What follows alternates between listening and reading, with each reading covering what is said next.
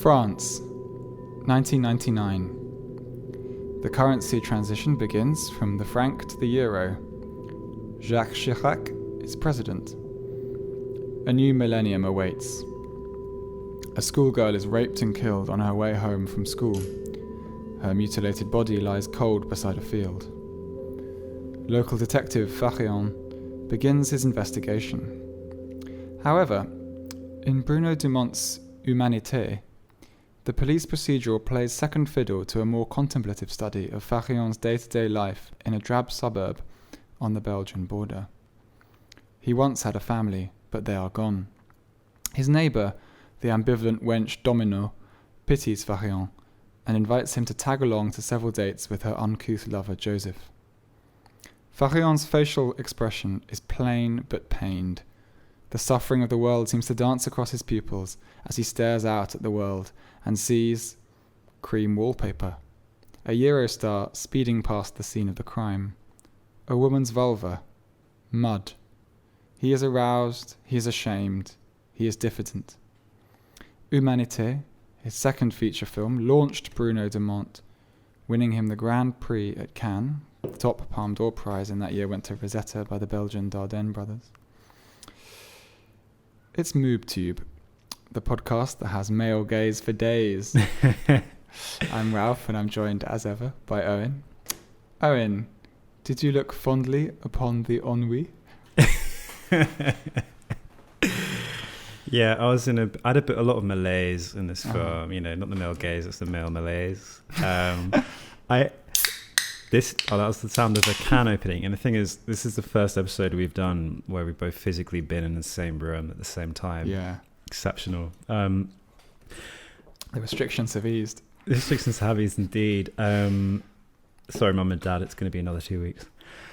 So, yeah, this film, I think you pointed out one of the crucial things about this film and why Bruno Dumont has always been a kind of comedic director.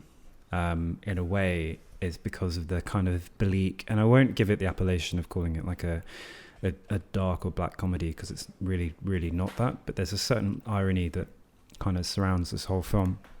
The first and most crucial bit being, at the beginning of the film, there's a discovery of a body of a murdered and raped 11-year-old girl. That's dealt with quite quickly by Dumont. You know, I think there's 4 static shots of it, one of which I'll kind of want to talk about in some more depth, because it's probably one of the most arresting images I've seen in cinema in a really, really long time. And then we know a murder has happened, and classically in your if you're watching Frost or Columbo or whatever, you know, you get a murder and the detective starts investigating straight away. You know, talk to the widow, look for clues. You don't get that with this film. You know, Farion, the detective, goes about his weekend. The murder happens on a Friday, kind of implied. He goes for a long bike ride that kind of goes nowhere. Mm-hmm. He sort of chokes to death almost on an apple. Great, like almost like near-death experience on film. It's really up there. He goes on this kind of, he's third wheels on this date with Joseph and Domino. He goes to the beach. They do a tour of a kind of military fort. Then the investigation happens like 40 minutes into the film.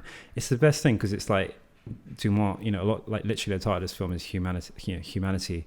Dumont is saying that it's not really the crime that's under investigation here. Human need, desire, empathy, want is under investigation here. It's not about this murder. But let's talk about the murder, because like any good crime procedural, it starts with the murder and ends with the murder. That's where we are. Those first 4 shots destabilize many things because they're probably the most intense single scene in the film. The body naked, it kind of, you know, we sort of see everything, as it were. There's no face or head. It's this kind of slightly rotting, horrible image of a dead girl's body with genitalia, everything. It's an extremely horrifying image to see. It's before we see anything really, and it's kind of It sprang to mind straight away, and I don't know if I was over intellectualizing it, but it kind of looked like Gustave Courbet's famous "The Origin of the World" painting, which is like a very fleshy, real painting of a woman's vulva, legs parted, stomach without a head. Did you get that reference at all? For a film that's full of art references, I wondered if that was one, or I just was. That didn't occur to me personally, but I can totally see it now. I mean, that it's the first of two vulvas you see in that film. The second is from Domino when she offers herself to poor Farion. To Farion in the most kind of pitying way. Pitying and kind of crass. Pitying and crass to the point where he, even though it seems pretty obvious that he's got a vibe for her throughout. He literally watches them having sex at one point, he turns it down. He doesn't... Because he says... not like this. Yeah, exactly. Not this way. Because Farion is actually that before we talk about the crime.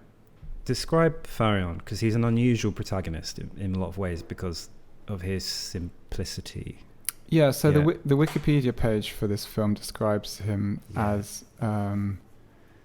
mentally. It says mentally disabled. Mentally disabled, which is not. Right. That's not a particular condition. That's just quite a broad Wikipedia term. Editing. So I'm not quite sure. I didn't think he was mentally. I didn't think he had a particular. But I did think, odds that you're a detective, given that you're not very assertive, you're like permanently kind of a bit shocked and dazed. And I don't know whether that's to do with what's happened. There's the reference to a partner and a daughter who've died in accident. Accident, but there's no detail on that, so you can kind of presume it was something quite traumatic. But he's got a blank face and quite there's something kind of bug-eyed. Something scary about him, and I didn't find him endearing, but well, I really did. Cards on the table. I found it really. Okay. I really drew it like a moth to a flame about fire. And every time he was on screen, I felt this well of pity and like he elevated a lot of things that could have been quite boring about this film. What I loved about him was that he showed compassion to quite abject people.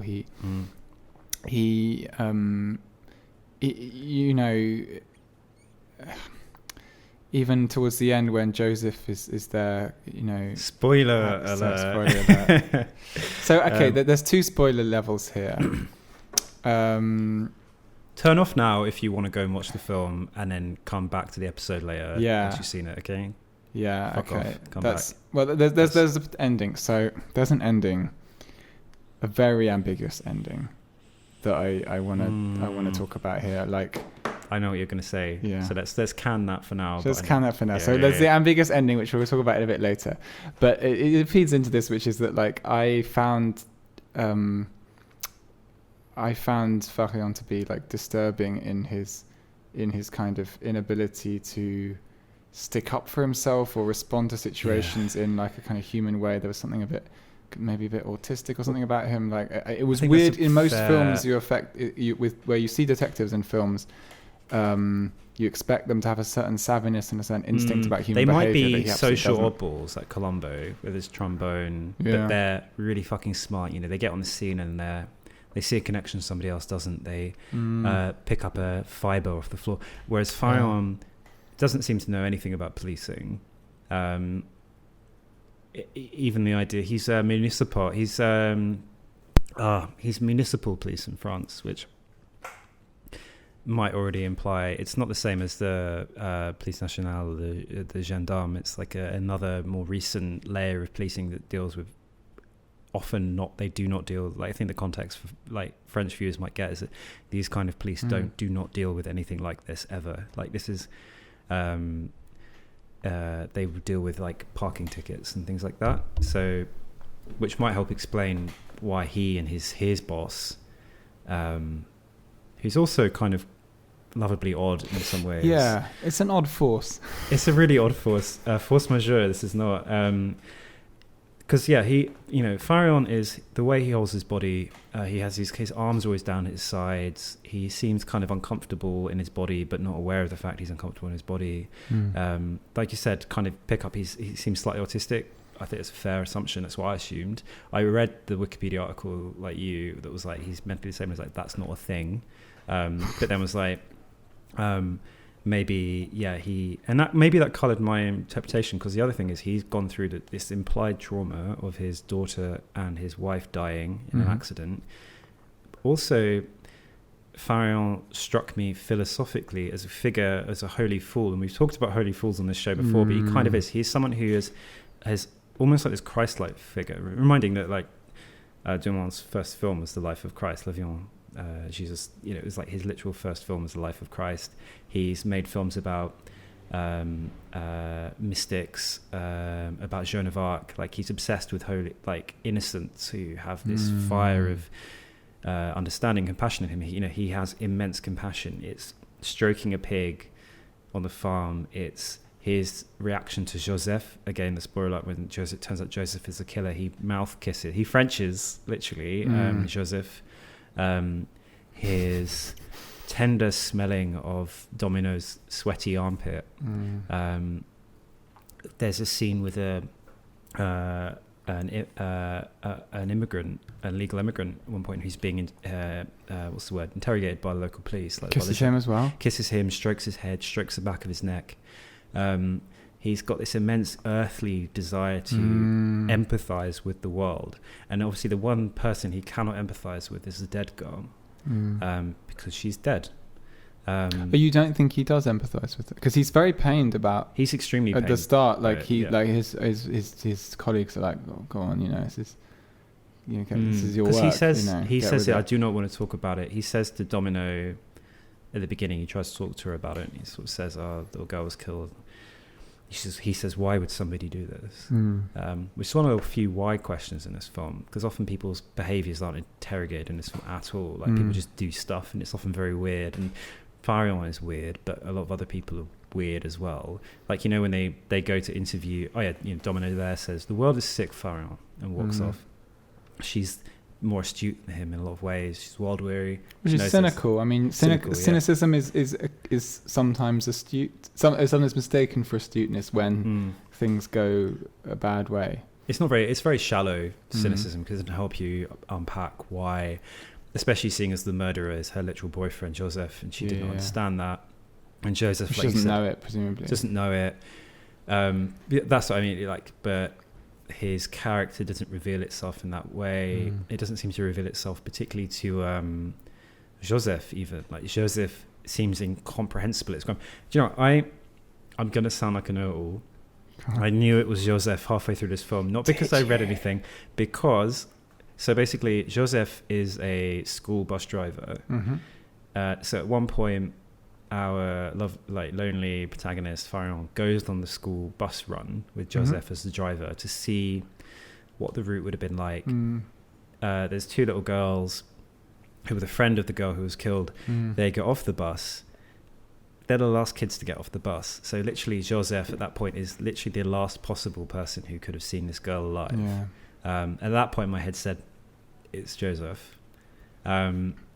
I mean, I just thought, when I realised that it was Joseph, I just thought, why didn't I think it was Joseph before? Because in a way, the kind of clues are there, because he's the only person in this film who's comfortable in themselves, in a way. But why would you be comfortable in yourself if you'd raped and murdered? Well, almost not, but he's the only person that feels natural. Like he's very sexual. We see him have sex a lot with Domino. He acts in a more naturalistic way, which might be a reflection of Dumont using largely non-professional actors or first-time actors. Joseph, I think, has been in films before with Dumont. He knew how to... But it has a sort of Bresson feel, the whole thing. Everyone's kind of a bit like... Yeah. They're sort of a bit like... And they're so plain as well.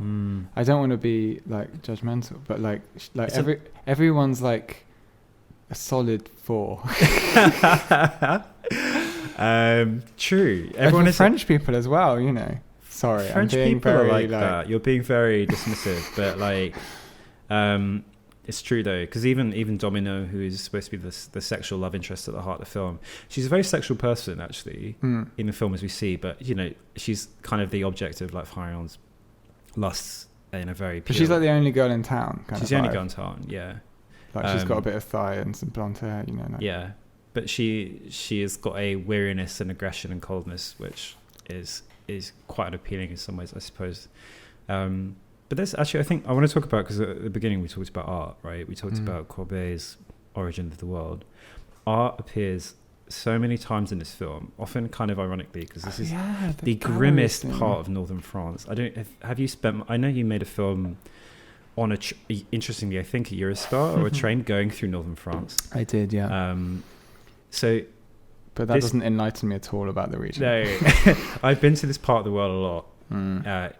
Also, my parents live in Suffolk. This is Flanders, and the area in Dunkirk is like the French Suffolk. It's a bleak and strange, surreal place. Suffocating. Or is it that Ed Sheeran says, Suffolk sadly seems to sort of suffocate me? Nice. All right, edit that. A SWAT team has just appeared to crash through the ceiling and close this thing down. Weird. Don't invite me into your home and quote Ed Sheeran at me. Fucking disgusting. Wow. I mean, but no, it's true. It's true. It's a strange place because it can produce a pop star like Ed Sheeran. Like, it is a weird place where there is sand in the roads, even inland. Like, you used to live in Norwich. Yeah, I did used to live in Norwich. Norfolk. But my parents live in Suffolk, so. But yeah, it's a strange, dull place. And in a film that is like the grading on the film, it's very flat light. It's very grey. I did find that difficult actually. I really, color wise, I think my attention is better kept by like something that's just like nice. There was like a lot of ugly people and like ugly people, ugly scenes. I mean, yeah, ugly people, ugly scenes, ugly. But then there was this Humanité. There was this humanity, like when he starts to embrace, and that's, I guess, what's kind of revolutionary about this film. I mean that in a very broad sense. Like it was just powerful seeing him kind of show compassion and embrace people. But then, like, can I talk about the ending now? Let's talk about it in break. So again, warning alert. Come on, we've just talked about the thing that happened 10 minutes before. It's not like anyone. That's true. I'm trying to respect your spoiler theatrics are just insane. Okay, tell me. So the final scene, he's got his head in his hands, basically. The main character, Farion, and his hands are in handcuffs. Yes. And he's in the room. He's in the interrogation room with the police officer, where Joseph had been previously. He's now presumably been taken off to prison. Why is he in handcuffs? Is he the killer? Is he the killer? Has he been seen to aid and abet Joseph in some way? Like, because he's a friend, is the assumption that the bumping police are like, well, maybe Farion, an already suspicious character because he's ostracized by what I thought?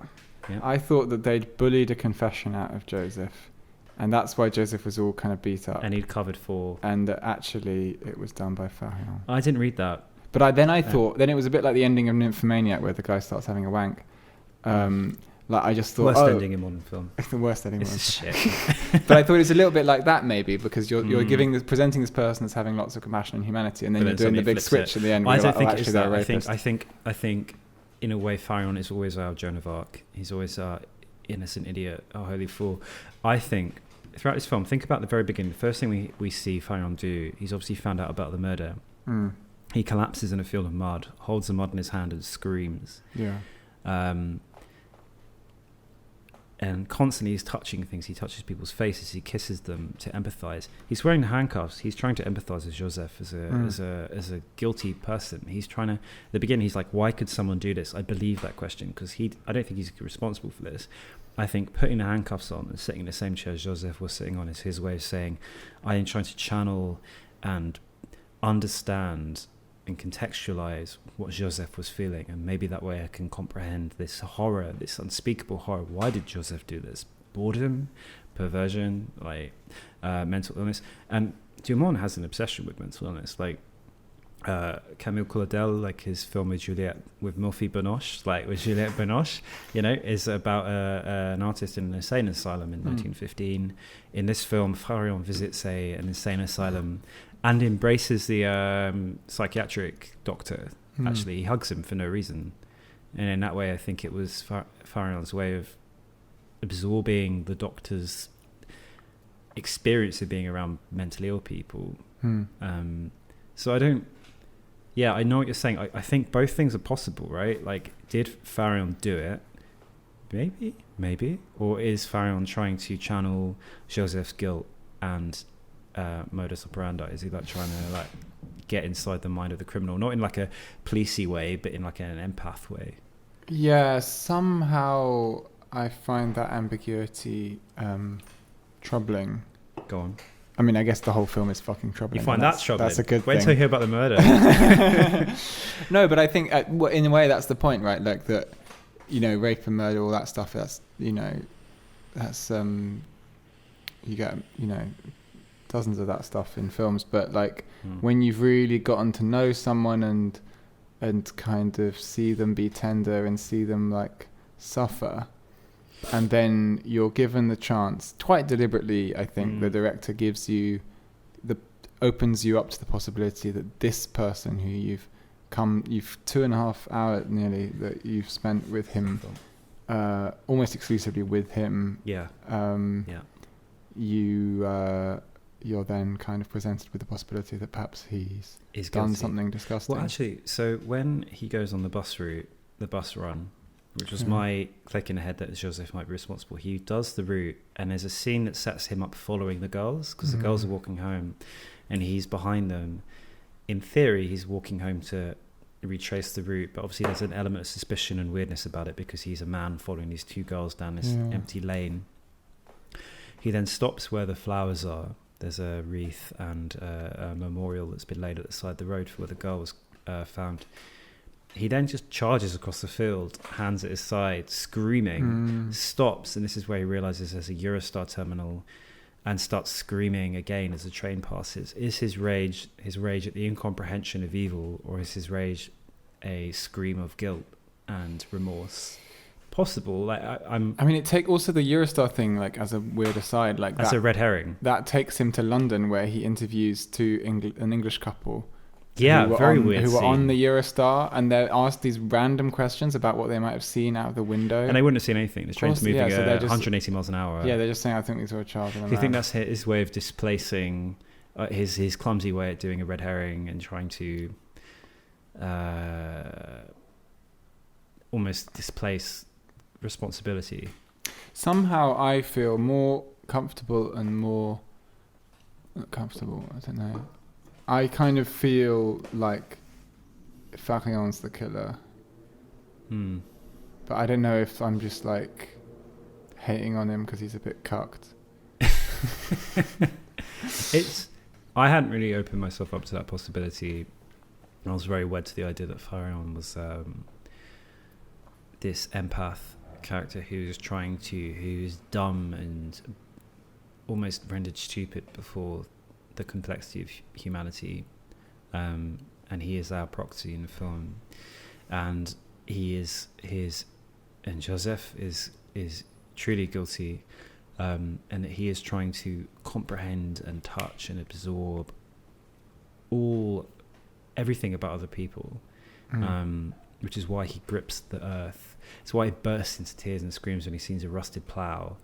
He's deeply emotionally unstable, and I think you could read that in a way that that's indicative of someone who's criminally evil, or you could read it in a way that he's just this Christ-like figure. And what happened to Christ was misunderstood. His empathy, his extreme radical empathy, was misunderstood as being dangerous to the social fabric, and he was executed and put on a cross.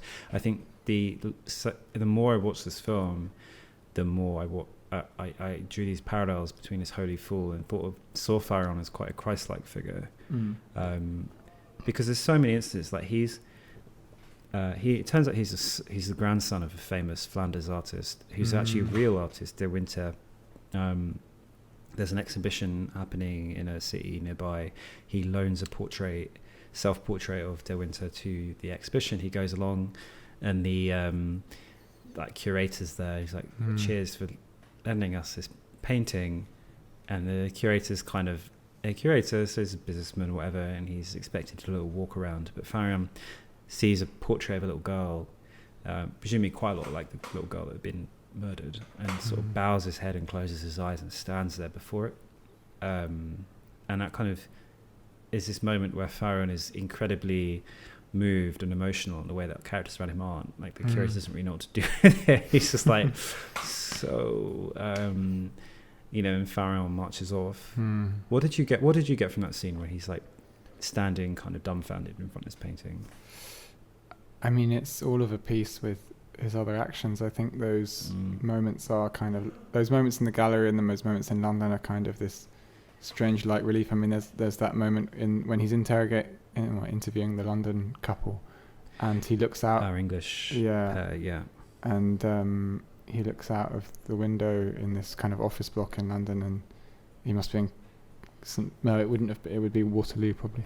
Back then, the Eurostar went from Waterloo, not St Pancras. Nice. London facts. So yeah, he looks out upon this car park and sees this fight, and we watch this. I mean, there's just a wonderful lack of why in so much of this film, and I've got to give it credit for that. I must say, like, there was lots of films during this, obviously when you're about to do a podcast about a film, you kind of, the OCD brain goes, oh, what do you think about this? What do you think about that? There were lots of moments where I was like, possibly I don't like this film very much. Yeah. And then it wasn't until quite like it wasn't until I'd really invested quite a lot of time in it that I thought quite well of it. Yeah, I felt I went from feeling like I should like it, like I ought to be liking this, to feeling like my head I'd been scalped. Because by the end of this film, I felt emotionally drained, and really emotionally opened. I feel like I've been split open by the end of this film. It's rare for me to have a really I didn't feel I felt really moved by this film. I felt really fucking moved, and I think a lot of people were saying Dumont. He becomes part of this cinéma de corps, like this, like Claire Denis and Gaspar Noé. Like, he's like linked to this group of like very corporeal modern French filmmakers in a kind of cinematographic sense. Like, he's linked to all of those filmmakers, but it's like, that's there. But it's really stood alone for me, this film. And I don't necessarily think this film is reflective of other stuff Dumont has done in the same way. Like, kind of like, because Dumont had his super bleak phase. And he made Flanders, he made La Vie en Jesus or La Vie en Christ. He made Claudel, 1915, with Juliette Binoche. And then started making The Life of Cancan and the extra humans, and he became a comedy director. Oh wow! And his films are all set in the same region of France. I think the furthest he's part of Flanders was based in the Middle East, vaguely, like intentionally vaguely, but aside from Picardy, it's all like Flanders and Dunkirk. He's obsessed with this. What a shithole. What show? He that's not very nice, is it? No, it's a show. He uses the same actors, like Coin or Kin. Like, this character he uses in 4 movies for TV in France, in The Life of Cancan and the Extra Humans. Like, there's another police inspector. He loves the character of the police inspector and upending it. So the other police inspector in his other later films is where Farion is kind of autistic and distant and bug-eyed. This other detective is like this weird comedy bizarro guy. Like, if you watch his later stuff, it's really interesting to see the things together, because they are so incredibly different, like, from this, but also similar, because like the Cancan and these other films are absurd. In one of them, the Cancan and the Extra Humans. It's a police procedural set in North France, same area. These splotches of black paint have been falling from space, and if you get hit by them, you form a double. You have a double. Oh wow! Who's an alien.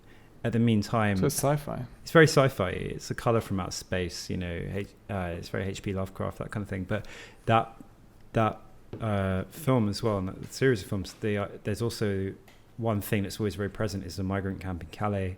And when they're talking about aliens and things that don't belong here and things that are natural, there's always lots of like Middle Eastern and African.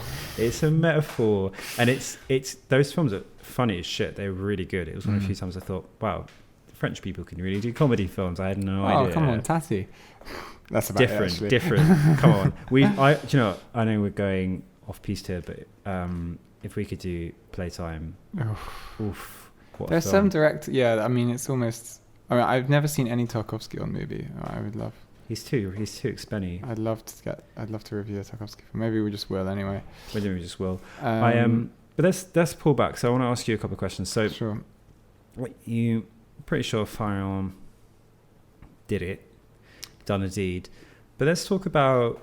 There's a scene where they go for dinner in a restaurant. Can you kind of explain, if you remember it well, sort of explain that scene? But like, it's a really odd one. Yeah, it's a really I remember odd. It really well. Yeah.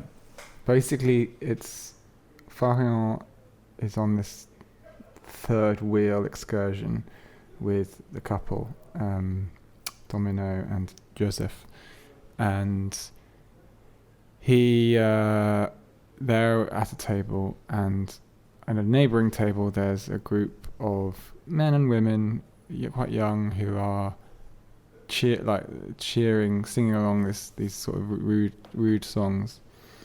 I remember I was once on a tram in Manchester, and I had a slightly similar experience where some lads were angles. Some lads were like, and a bloody pearl necklace she got, and it was that sort of thing. And but they ask people, they're asking people what their names are, and everyone's like, oh yeah, my name's this, whatever. And then they go, and they sing about them. They added it into the song. Yeah. And then eventually Domino kind of is pressured into kind of becoming part of their song in her name, and then Joseph bangs the table and stands up and complains about just says, you fucking keep quiet, we're trying to have dinner. And it's weird in a way because there's something quite sort of loutish and uncouth about Joseph himself, but it's him that stands up to this group. And aggression is treated as a kind of currency in this film, right? His aggression there, the aggression of the act of the rape and the murder. Also, when Farion so another little narrative room talked about this. There's a Domino works in a factory, but from all I can tell from watching that scene a few times, buckets, slop it in buckets. Yeah, they put stuff in buckets. I'm not sure what that is. Put stuff in buckets. Yeah. They go on strike, and they go to the mayor's office to protest, and Farion is the unlikely policeman in charge of like telling them to fuck off.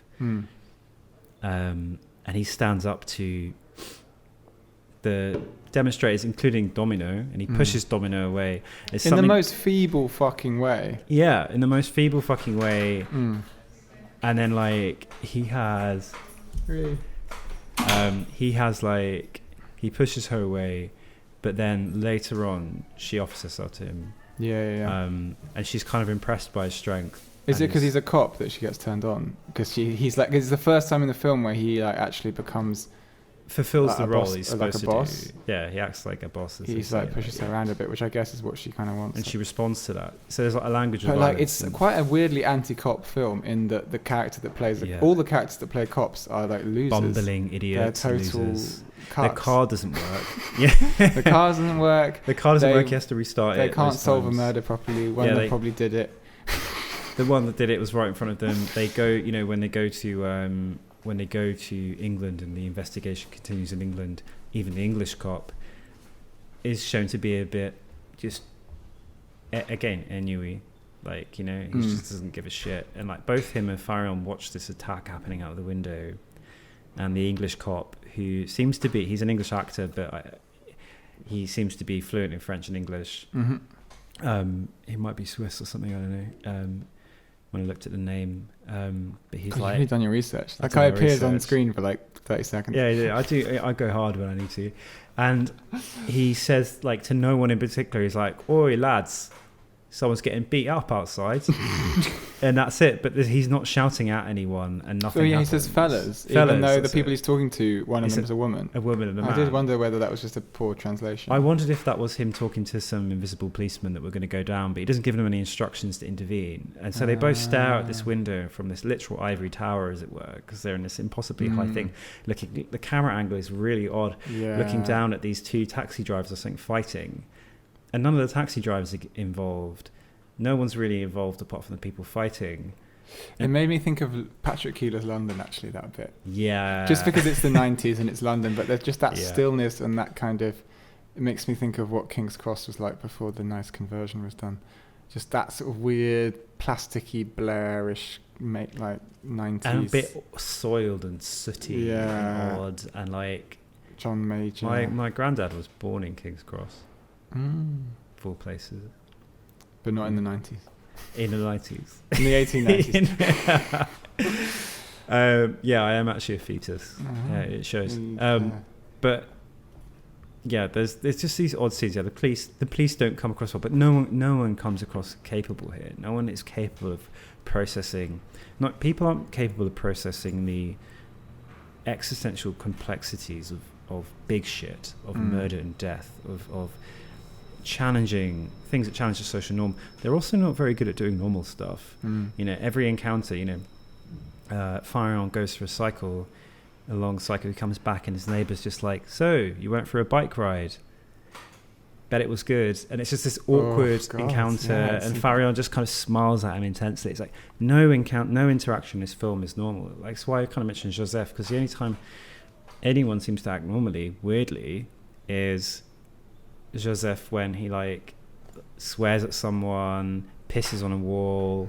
Yeah, he's very comfortable in his body, and it's almost like things like violence are almost the explicable, understandable things. Those kind of, but what's inexplicable is the mass and mess of humanity that is around it. Like something like a murder is easy, but existence really hard to understand and get a gauge on. On that note. Eat murder easy. Existence, that'll take a while. Yeah, hard. Thank you very much, Aaron. We'll be back in a week to review something else on the movie. What do you think? If you got there's that Japanese film House that I was literally going to suggest House to you. Okay, well in that case, that's a done deal. You heard it here first. Thanks for tuning in, everyone. Until next time. Peace out. Bye.